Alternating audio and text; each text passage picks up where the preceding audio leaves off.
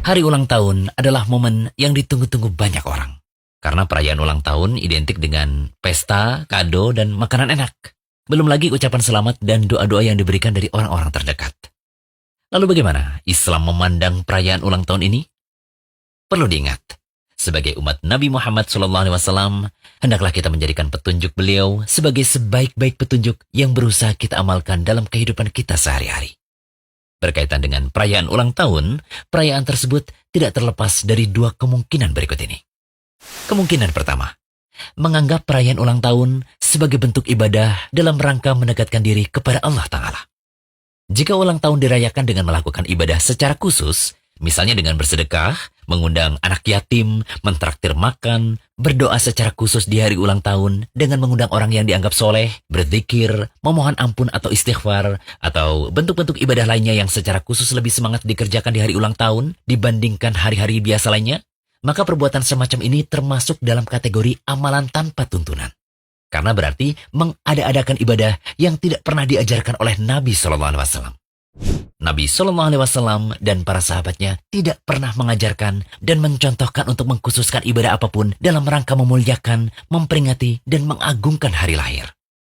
Ya, 63 tahun Nabi SAW hidup di dunia ini, tetapi tak pernah ada riwayat yang menjelaskan beliau merayakan hari ulang tahunnya.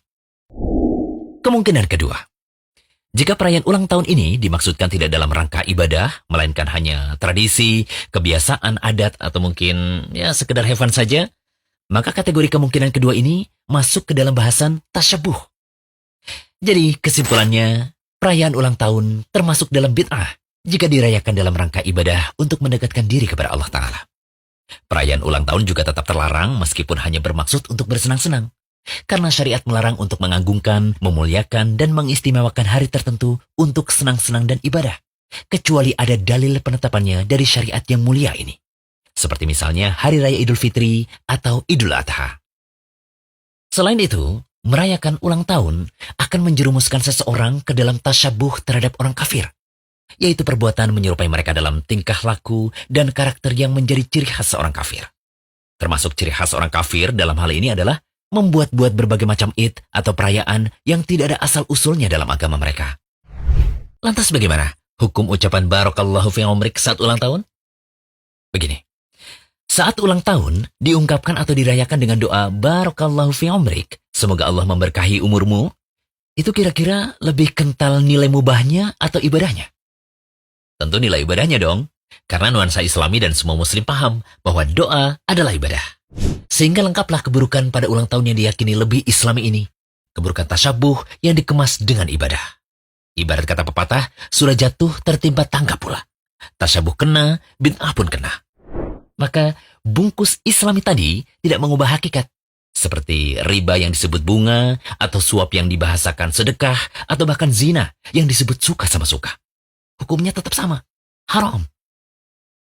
Jika demikian, sikap yang Islami dalam menghadapi hari ulang tahun adalah tidak mengadakan perayaan khusus.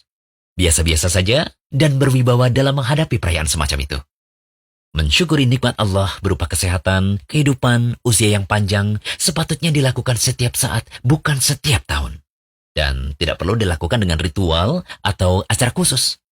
Demikian juga refleksi diri. Mengoreksi apa yang kurang dan apa yang perlu ditingkatkan dari diri kita selayaknya menjadi renungan harian setiap muslim, bukan renungan tahunan. Benarlah kata Al-Hasan Al-Basri, seorang tabi'in terkemuka yang menasihati kita agar bisa merenungkan bahwa semakin bertambah tahun, semakin bertambah hari, itu berarti berkurangnya umur kita setiap saat. Wahai manusia, sesungguhnya kalian hanyalah kumpulan hari. Tatkala satu hari itu hilang, maka akan hilang pula sebagian dirimu. Al-Hasan Al-Basri juga pernah berkata, malam dan siang akan terus berlalu dengan cepat, dan umur pun berkurang, ajal kematian pun semakin dekat.